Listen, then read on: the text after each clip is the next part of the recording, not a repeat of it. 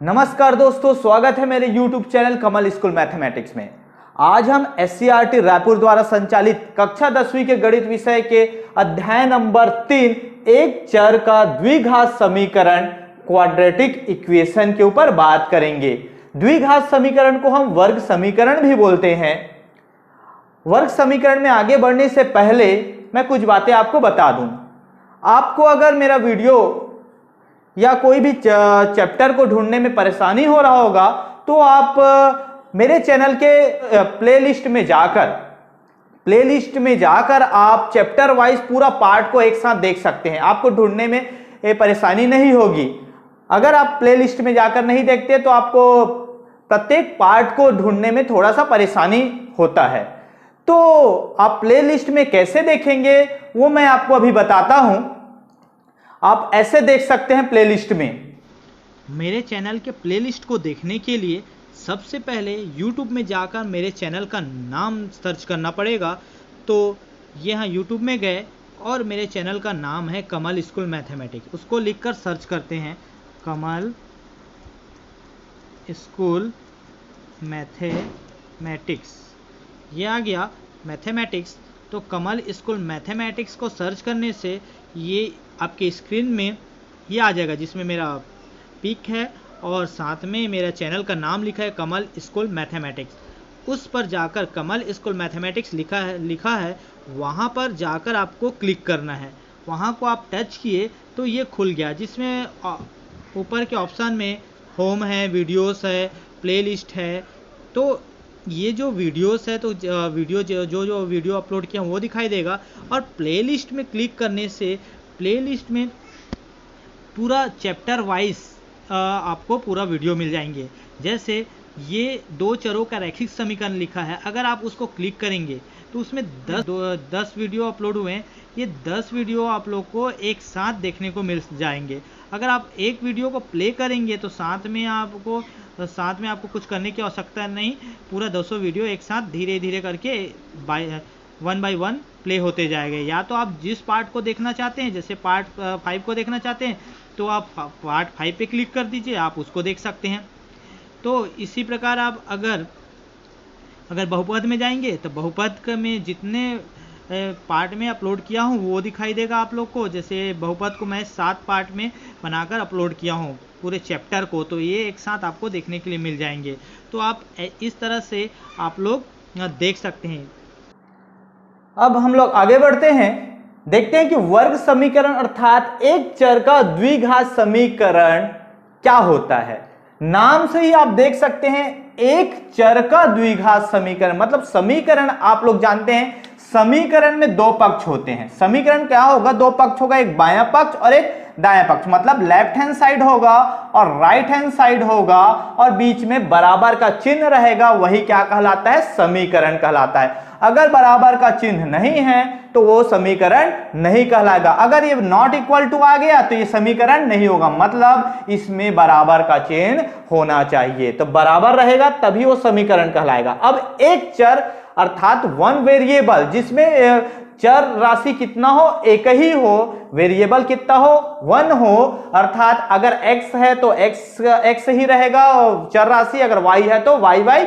इसी प्रकार एक से ज्यादा चर राशि नहीं हो सकता। एक चर का द्विघात मतलब जिसकी पावर 2 हो, घात 2 हो, जिसकी घात 2 हो, मतलब जिसकी घात 2 होगा वह क्या कहलाएगा? एक चर का द्विघात समीकरण। एक वेरिएबल होना चाहिए और उसकी मैक्सिमम और मिनिमम घात अर्थात अधिकतम और न्यूनतम घात कितना होना चाहिए? 2 होना चाहिए। नाम में है द्विघात। इसी को आप वर्ग भी समझ सकते हो। वर्ग में क्या होता है? घात कितना होता है? 2 होता है। जिसकी घात 2 हो और 2 से ज्यादा ना हो, ठीक है, और अधिकतम घात 2 हो सकता है और न्यूनतम घात भी 2, मतलब उसमें रहना ही चाहिए 2। वो क्या कहलाता है? वर्ग समीकरण कहलाता है। एग्जाम्पल जैसे 2x की घात 2 धन 5x धन 6 बराबर 0। देखो इसमें दो पक्ष हैं, ये बायां पक्ष हो गया और ये दायां पक्ष, लेफ्ट हैंड साइड और राइट हैंड साइड। इसमें हम लोग कंडीशन लागू होता है कि नहीं देखते हैं। ये देखते हैं कि किसी चर राशि, इसमें एक ही चर है एक्स एक्स है, ठीक है, उसकी घात मैक्सिमम, घात क्या होता है, उसका मैक्सिमम घात, जो घात कितना है 2 है, 2 है, उसके बाद 2 से कम भी हो सकता है, ठीक है, ये 2 है, उससे कम भी है, मतलब 2 तो होना ही चाहिए, तो अधिकतम घात कितना होना चाहिए, 2 होना चाहिए, और 2 से ज्यादा नहीं होना चाहिए। अगर 2 से ज्यादा है, मान लो यहां पर 3 रहता तो वर्ग समीकरण होता क्या, नहीं होता, ये नहीं होता, ये 2 है तो वर्ग समीकरण है, साथ में देखो बराबर का चिन्ह है, तो समीकरण होगा, और इधर लेफ्ट हैंड साइड और राइट हैंड साइड है, ठीक है, तो ये वर्ग समीकरण होगा। और कौन कौन से कंडीशन में वर्ग समीकरण नहीं होगा वो आप अच्छे से समझ जाइए, फिर ये पूरा प्रश्न वाली एक तो एकदम इजी है, बहुत इजी। तो ये है, एक और कुछ 1-2 एग्जाम्पल लिखता हूं, उसके बाद आप लोग को बताता हूं वर्ग समीकरण है कि नहीं है। तो आप लोग देखोगे चर राशि की घात में 2 है, ठीक है, अगर किसी भी चर राशि में अगर घात में 2 भी है और कोई चर राशि में अगर रूट के रूप में है, अर्थात घात में 1/, रूट हो, ऐसा हो, या फिर x की घात 1/2 हो, या रेशनल नंबर या परिमेय संख्या के रूप में हो, तो वर्ग समीकरण नहीं होगा। जैसे इसमें ऐसा रहता 2x की घात 2 धन 5, ये रूट x धन 6 बराबर 0, अगर ऐसा है तो ये वर्ग समीकरण नहीं होगा। क्यों, 2 तो है, परंतु चर राशि में अगर रेशनल नंबर है या घात के रूप में अगर बटे के रूप में है 1/2 1/3, तो वह वर्ग समीकरण नहीं होगा, क्योंकि एस रूट के रूप में नहीं होना चाहिए चर राशि, ये नहीं होगा। और ये है, और कुछ एग्जांपल लेता हूं और बताता हूं आपको। आप लोग ये देख सकते हैं, जैसे ये है 5x धन 6 बराबर 0, ये वर्ग समीकरण होगा क्या, नहीं होगा। इसमें घात, मैक्सिमम घात कितना है, देखो 1 है, परंतु कितना होना चाहिए, कम से कम तो 1 में 2 होना ही चाहिए, तो ये भी वर्ग समीकरण नहीं होगा। अगर ऐसा लेते हैं हम लोग 0x की घात 2 धन 2x धन 3 बराबर 0, ये वर्ग समीकरण होगा कि नहीं होगा। आप लोग देखोगे, आप लोग बोलोगे सर यहां पर x की घात 2 है तो मतलब ये वर्ग समीकरण होगा, परंतु वास्तव में वर्ग समीकरण है क्या, नहीं। क्यों नहीं है, अगर 0 के साथ इसका मल्टीप्लाई हुआ तो ये तो 0 हो गया, तो ये x की घात 2 होने का कोई सवाल ही पैदा नहीं होता, तो ये तो वर्ग समीकरण नहीं होगा, क्योंकि मैक्सिमम घात कितना हो जाएगा, 1 हो जाएगा, यहां 2 आ ही नहीं रहे, तो ये भी वर्ग समीकरण नहीं होगा। और इसका आप लोग ये वर्ग समीकरण का मानक रूप क्या होता है, इसको हमेशा आप लोग याद रखिएगा, बहुत इंपॉर्टेंट है। वर्ग समीकरण का ये होता है वर्ग समीकरण, ठीक है, तो वर्ग समीकरण ऐसा भी होता है 2x की घात 2 अगर ये 6 है बराबर 0 है, तो ये वर्ग समीकरण होगा कि नहीं होगा, होगा, बिल्कुल होगा, क्योंकि x की घात 2 है, x की घात 2 है, और तो ये क्या हो गया, वर्ग समीकरण होगा। इसमें एक चर राशि है और साथ में घात में 2 भी है, और बराबर है, मतलब लेफ्ट हैंड साइड और राइट हैंड साइड बराबर है, तो समीकरण कहलाता है, ठीक है, तो ये वर्ग समीकरण हुआ, ठीक है, इसी को बोलते हैं द्विघात समीकरण। और इसमें और थोड़ा सा आगे बढ़ता हूं और इसका मानक रूप बताता हूं मैं। वर्ग समीकरण का मानक रूप बहुत इंपॉर्टेंट है। वर्ग समीकरण या द्विघात या वर्ग, ठीक है, का मानक रूप ये हमेशा आप याद रखोगे, क्या होता है, ax की घात 2, ठीक है, धन bx, ये प्लस है, प्लस bx प्लस c बराबर 0, ये मानक रूप है, जहां a का वैल्यू a बराबर 0 नहीं हो सकता, ये याद रखिएगा। a का मान, जो अभी मैं एग्जांपल देके समझाया हूं, a का मान 0 नहीं हो सकता, अगर 0 होगा तो ये तो पूरा 0 हो जाएगा, ठीक है, तो a का मान 0 नहीं हो सकता, ठीक है, और b बल्कि 0 हो सकता है, c भी 0 हो सकता है, परंतु a का वैल्यू 0 नहीं हो सकता, क्योंकि अगर a का वैल्यू 0 हुआ तो ये पूरा 0 हो जाएगा, तो वर्ग समीकरण नहीं होगा। तो इसलिए कंडीशन को भी याद रखिएगा, ये वर्ग समीकरण का मानक रूप है। कई बार ऑब्जेक्टिव में, क्वेश्चन में या सही जोड़ी बनाओ में क्वेश्चन आ जाता है वर्ग समीकरण का मानक रूप क्या है, तो आप इसको याद रखिएगा, वर्ग समीकरण का मानक रूप क्या है, ये समझ में आया होगा। अब ये आपको देखना है, ठीक है, जैसे ये क्वेश्चन है 2x की घात 2 प्लस 6 बराबर 0, इसको मानक रूप में लिखो, इस रूप में लिख के बताओ, कैसे लिखेंगे, लिख सकते हैं हम लोग कैसे, 2x की घात 2 प्लस, देखो अगर bx ही लाना है तो 0 कर दो और ये x हो गया, ठीक है, प्लस 6 बराबर 0, ठीक है। तो इस रूप में लिखा गया कि नहीं लिखा गया, b का वैल्यू 0 है, ठीक है, c का वैल्यू 6 है और a का वैल्यू 2 है। इस रूप में भी आप लिख के तुलना करके आप a b c का वैल्यू, इसमें से a b c का वैल्यू निकाल सकते हो। तो यही आपको जानना है, ठीक है। परंतु a का वैल्यू 0 नहीं हो सकता, b का वैल्यू 0 हो सकता है, c का वैल्यू भी 0 हो सकता है, आप इसको ध्यान रखिएगा।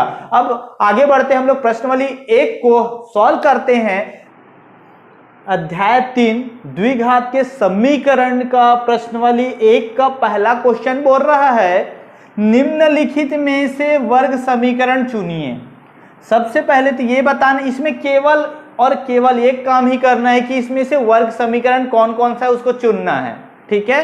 तो वर्ग समीकरण कौन कौन सा है, आप लोग मानक रूप भी जानते हैं। वर्ग समीकरण का मानक रूप क्या होता है, ax की घात 2 धन bx धन c बराबर 0। मतलब जहां पर x की घात 2 होना ही चाहिए, ठीक है, और a का मान 0 नहीं हो सकता, ठीक है, बाकी b और c 0 हो सकता है, ठीक है, ये वर्ग समीकरण कहलाता है, ठीक है। तो ये बताओ, ये पहला वर्ग समीकरण है कि नहीं है, ये पहला वाला वर्ग समीकरण है, क्योंकि देखो x की घात 2 है, ठीक है, और साथ में ये नहीं रहता तो भी चलता, परंतु एक तो x की घात 0 है और ये बराबर का चिन्ह भी है, ठीक है। तो बराबर का चिन्ह है मतलब ये समीकरण है, ठीक है, तो ये दोनों पक्ष हो जाते हैं, तो ये वर्ग समीकरण होगा। दूसरा आप देख सकते हैं ये है कि नहीं है। आप लोग देखोगे तो कई बार कई बच्चे बोलते हैं कि वर्ग समीकरण है बोलते हैं, परंतु वास्तव में देखो है क्यों बोलते हैं, क्योंकि देखते हैं कि x की घात 2 है तो इसलिए है बोल देते हैं, परंतु ऐसा नहीं है। इसको पहले तो सॉल्व करना पड़ेगा। जब सॉल्व करोगे तो कैसे आएगा, इसको सॉल्व करोगे तो पहले ये 1 है, कुछ नहीं मतलब 1, तो आपको एक आसान सा तरीका बताया था इसको सॉल्व करने का मैं, कि इसका मल्टीप्लाई इधर कर दो, तिर्यक गुणा, और ये x की घात 2 से मल्टीप्लाई होगा तो x की घात 3 होगा, धन ये क्या हो जाएगा 1 से 1 का होगा तो 1 होगा, नीचे में क्या आ गया x बराबर 1। अब x इधर क्या कर रहे हैं, डिवाइड कर रहा है, उधर जाएगा क्या होगा मल्टीप्लाई, तो x घात 3 प्लस 1 इक्वल टू x होगा। अब इस x को इधर ले आओगे तो x की घात 3 प्लस ये x प्लस में इधर आएगा माइनस और ये प्लस 1 बराबर 0। देख सकते हो x की घात कितना है, देखो x की घात 3 है, मैक्सिमम 3 हो गया, परंतु हमको कितना चाहिए था, x की घात 2 होना चाहिए था, पर तो ये वर्ग समीकरण है क्या, नहीं है। आपको इसको हल करना आना चाहिए। हम लोग बहुपद का चैप्टर पढ़े थे, उसमें आप देखे थे इसको, अगर आप नहीं देखे होंगे तो उसको आप देखिए, ठीक है, मैं इस वीडियो के डिस्क्रिप्शन में उसका लिंक दे दूंगा। तो कैसे सॉल्व किए थे, एक तो आसान सा तरीका है, शॉर्टकट मेथड था कि क्रॉस मल्टीप्लिकेशन कर दो और नीचे नीचे का मल्टीप्लाई कर दो तो ऐसा सॉल्व हो जाता है, ये शॉर्टकट मेथड, ठीक है। अब ये बताओ, ये तो वर्ग समीकरण नहीं है, क्यों नहीं है, कि पावर में कितना आ रहा है, 3 आ रहा है, ये है कि नहीं है, देखो x की घात 2 आ रहा है, ठीक है, तो ये तो है, ठीक है, x की घात 2 भी है, ठीक है, ये वर्ग समीकरण हो गया। अब ये बताओ ये वर्ग समीकरण है कि नहीं। देखो आप लोग देखोगे तो यहां पर देखोगे x की घात 2 है, मतलब x के पावर में 2 है, मतलब ये आप लोग एक नजर में देख के बोल दोगे कि ये है, परंतु ये नहीं है। क्यों नहीं है, कारण देखो ये पावर में 2 तो है, परंतु उसी चर राशि है, चर है, वेरिएबल है, उसमें क्या है, रूट है, अर्थात x की पावर में रूट है, या इसी को ऐसा लिख सकते हैं x की पावर में 1/2, ठीक है। ये जो उसका घात कैसा होना चाहिए, पूर्ण संख्या होना चाहिए, बटे के रूप में नहीं होना चाहिए, पूर्ण संख्या होना चाहिए, या ठीक है 1/2 1/3 ऐसा हो सकता है, परंतु ये ऐसा नहीं हो सकता, ठीक है, पूर्णांक बोल सकते हैं, ठीक है, परंतु ये रूट में ये बटे के रूप में नहीं होना चाहिए, तो वर्ग समीकरण होगा क्या, होगा नहीं होगा, ठीक है। समझ में आया क्यों नहीं होगा, यहां तक तो सही था, परंतु ये इसका घात तो बटे के रूप में था, ठीक है, रूट में है ये x का वैल्यू, तो ये पूर्ण संख्या, ये क्या है, वर्ग समीकरण नहीं होगा, ठीक है। अब यहां पर देखो, इसको देखते हैं हम लोग, पांचवा वर्ग समीकरण है कि नहीं है, तो इसको पहले सॉल्व करना पड़ेगा। क्या है ये, x माइनस 2/x बराबर -x। ये देख के हम लोग नहीं बोल सकते कि ये वर्ग समीकरण, देख के तो आप लोग बोलोगे तो सर ये तो वर्ग समीकरण नहीं है। क्यों नहीं है बोलोगे, क्योंकि घात में तो 1 है, हमको कितना लाना है, कितना रहता है, 2 रहता है, तभी वर्ग समीकरण होता है। परंतु ये इसमें तो घात में 1 है, तो ये वर्ग समीकरण नहीं होगा बोलोगे, परंतु वास्तव में ऐसा नहीं, देख के नहीं बताना है आपको, पहले तो इसको सॉल्व करना है। सॉल्व करोगे तो कैसे सॉल्व करना है, आसान तरीका, क्रॉस मल्टीप्लाई और तिर्यक गुणा, x का गुणा इसके x के साथ होगा, मतलब इसका गुणा इधर, तो x की घात 2 होगा। अब 1 का गुणा 2 के साथ होगा तो ऋण 2 आ गया, और नीचे नीचे का गुणा 1 से x का गुणा होगा तो x बराबर कितना हो गया, ऋण x। ठीक है, अब क्या करते हैं, इसको सॉल्व करते हैं। तो ये नीचे इधर इस में भाग में उधर जाएगा तो क्या हो जाएगा, गुणा होगा, तो x घात 2 ऋण 2 बराबर ये गुणा होगा, उधर ऋण x में x का गुणा होगा तो ऋण x की घात 2 आएगा। ठीक है, ये गुणा हुआ उधर, तो अब ये माइनस है तो इधर आएगा तो क्या हो जाएगा, प्लस हो जाएगा, x की घात 2 माइनस है तो इधर आएगा प्लस, x की घात 2 ये -2 पहले से है, बराबर इधर क्या बच गया, 0। ठीक है, अब ये 1 और 1 2 हो गया, 2x की घात 2 ऋण 2 बराबर 0। अब बताओ ये वर्ग समीकरण है कि नहीं है, ये वाला देखो घात में 2 आ रहा है मानक रूप के रूप में, अब b और 0 हो सकता है, इसमें b 0 है, इसलिए ये दूसरा वाला पद क्या हो गया है, 0 हो गया है यहाँ पर, और यहाँ पर c का वैल्यू क्या है, -2। मतलब ये वर्ग समीकरण है कि नहीं है, तो ये भी क्या होगा, वर्ग समीकरण है। देख के ही नहीं बोलना है आप लोग को, ठीक है, पहले तो सॉल्व करके देखो कि है कि नहीं वास्तव में, तो ये वर्ग समीकरण है। ठीक है, आप इसको देख के बता सकते हो कि वर्ग समीकरण है कि नहीं। ये तो दिख रहा है x की घात 2 है, a का मान √5 है, b का वैल्यू ऋण 5 है और ऋण 3 है, और c का वैल्यू 1/2 है, मतलब ये वर्ग समीकरण है। ठीक है, वर्ग समीकरण है। आप इसको देख के बता सकते हो ये 7वां वर्ग समीकरण है कि नहीं, ये 7वां भी क्या है, वर्ग समीकरण है। ठीक है, क्योंकि x की घात 2 के रूप में है, चर राशि एक ही चर है। ठीक है, ये बताओ 8वां वर्ग समीकरण है कि नहीं है, 8वां वर्ग समीकरण नहीं है, इसमें 2 चर राशि है, साथ ही साथ इसका जो घात है ना 2 होना चाहिए, परंतु इसमें तो 1 है, इसका भी 1 है, इसका भी 1 है, और इसको 2 बना ही नहीं सकते, तो ये क्या हो जाएगा, ये वर्ग समीकरण नहीं है। ये वाला वर्ग समीकरण है क्या, घात में 2 नहीं है, ये भी नहीं है वर्ग समीकरण, और ये है कि नहीं है, इसको सॉल्व करना पड़ेगा। तो इसको सॉल्व करके हम लोग बताते हैं वर्ग समीकरण है कि नहीं है। एक नजर में आप लोग देखोगे तो बोलोगे तो वर्ग समीकरण नहीं है, परंतु इसको सॉल्व करना, सॉल्व करोगे तो ये इसका मल्टीप्लाई इसके साथ होगा, इसका मल्टीप्लाई इसके साथ, तो x का x के साथ मल्टीप्लाई होगा तो कितना होगा, x की घात 2, x का ऋण 8 के साथ मल्टीप्लाई होगा तो ऋण 8x बराबर 0। तो ये बताओ x की घात 2 है ना, ये तो ये है कि नहीं वर्ग समीकरण, ये वर्ग समीकरण है। ठीक है, तो आप लोग बहुत आसानी से बता सकते हो कि वर्ग समीकरण है कि नहीं है।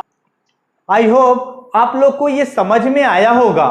अगर समझ में आया होगा तो लाइक कीजिए और अपने दोस्तों तक शेयर कीजिए, ताकि उसका भी लाभ आपके दोस्तों को मिल सके। साथ ही साथ अगर मेरे चैनल में नए हैं और अभी तक मेरे चैनल को सब्सक्राइब नहीं किए हैं तो आप सब्सक्राइब कीजिए और बेल आइकन को दबा दीजिए, जिससे मैं जब भी वीडियो अपलोड करूं तो आप लोग के नोटिफिकेशन तक पहुंच सके।